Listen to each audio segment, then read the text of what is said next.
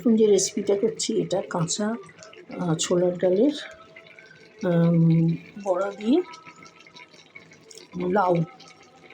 লাউটা প্রথমে ডুমো ডুমো করে খোসা শুদ্ধ কেটে নিয়েছি।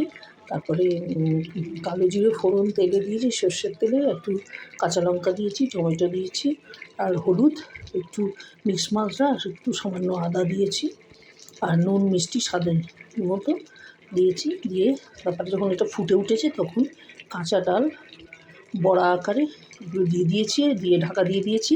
এখন এগুলো হচ্ছে